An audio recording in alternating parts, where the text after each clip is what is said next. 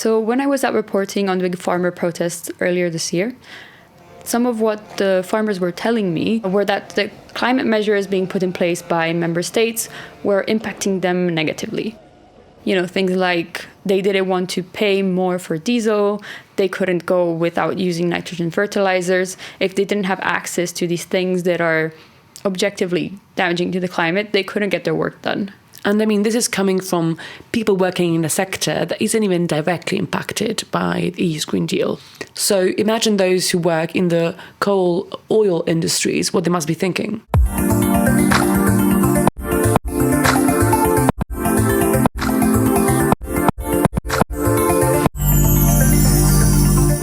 Hi, I'm Renée Bertini. And I'm Elena Pompei. And this is Getting There, a podcast by ENTR in collaboration with France 24 and RFI. We are two Italian journalists, we live in France and we work in English, and we're part of the first generation that could see what a truly united Europe looks like. We can move and work freely across Europe, we use one common currency in almost all EU states, and we want to know what's next for the Union and how we're getting there. So it's true that adjusting to climate change means we have to change a lot of the things we do, and this has a big social cost that we don't often speak about. It means changing jobs and potentially losing some of them. Yes, which is why one of the EU's biggest challenges in becoming carbon neutral by 2050 is to not leave anyone behind. So today, let's try and focus on the strategic aspects of the net zero transition and see why it's advantageous. So that's exactly why today we called Neil Makaroff. He's the director of Strategic Perspectives. It's a think tank that specializes in putting forth the benefits of decarbonizing our economy. A climate neutral Europe by 2050 is not only achievable, it's actually underway. We clearly need to distribute the costs of the transition, but also the benefits. So not only the wealthiest part of the population is having access to this transition. But how do we make sure that we aren't losing people in jobs along the way? And my understanding is that a lot of the money that is going towards the Green Deal is going to go to a just transition fund, and that there are other funds that kind of like do the same job. So can you break them down for us and make me understand a bit better how it works? So yes, absolutely. There's two main funds that I'd like to speak about. We have the Just Transition Fund that you already mentioned, and we also have a social climate fund. So what the Just Transition Fund does is helping decarbonize certain sectors. And it does this through supporting certain regions and through supporting the transition of workers, so the retraining of workers, especially in the coal sector. So it helps retrain workers that work in coal, and also it helps support regions like some parts of Poland, of Germany, of Greece, and of Spain, who are specifically very coal dependent. And how much money is going to be allocated for the Just Transition Fund specifically? Well, for now, it's going to be about 20 billion euros, and it's distributed in between 2021 and 2027. So okay. a little bit of these funds have already been distributed. The Social Climate Fund is aimed at helping more vulnerable groups make the transition.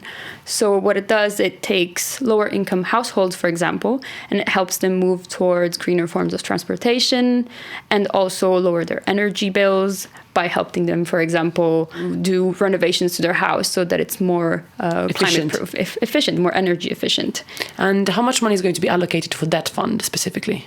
So this fund has not been launched yet, but it's supposed to allocate about 87 billion euros between 2026 and 2032. So okay. If it does happen, it's going to be quite big. That all sounds pretty good, but how is it going to work out in practice, and will it be enough to make the transition work? This is only the beginning of the challenge. We clearly need to scale up this Just Transition Fund at the European level to also be able to do the same, not only for coal, but also for gas and for oil in the future.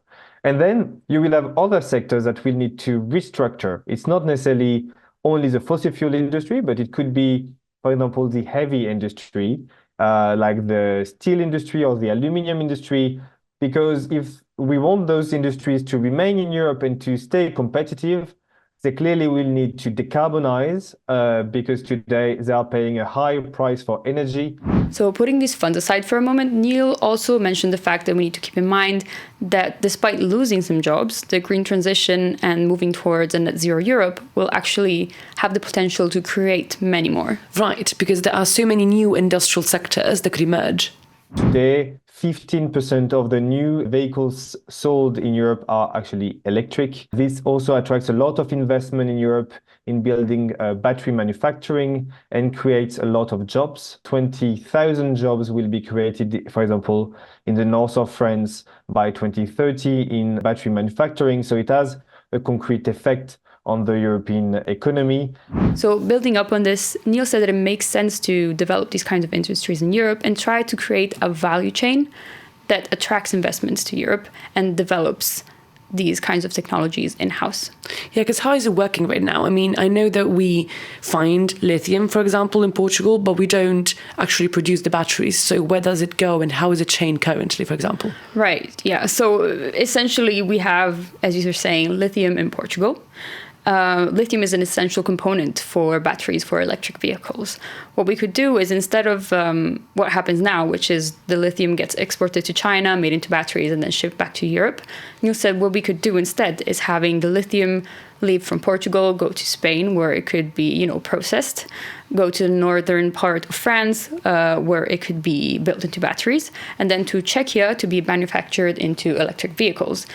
Obviously, being able to do all of this in Europe would put the region at a big strategic advantage. Yeah, I mean, international powers like China, the United States, they've already perfected the chain. And so this puts us as somewhat of a disadvantage in this sense. Whereas if we want to be competitive, even, in terms of strategic goals, then it makes sense for us to start looking around. Of course.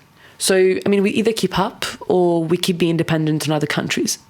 Yeah, we are entering a global race to net zero, with China clearly leading it because it has 60% of the value chain of net zero technologies today, and therefore it makes the rest of the world extremely dependent on its domestic production for doing the net zero transition. Europe is well positioned with the European Green Deal, but if we decide to pause our efforts, clearly the US and China will take a lot of advantage, and it's all the jobs, the investment and the factories will be located there and not here in Europe.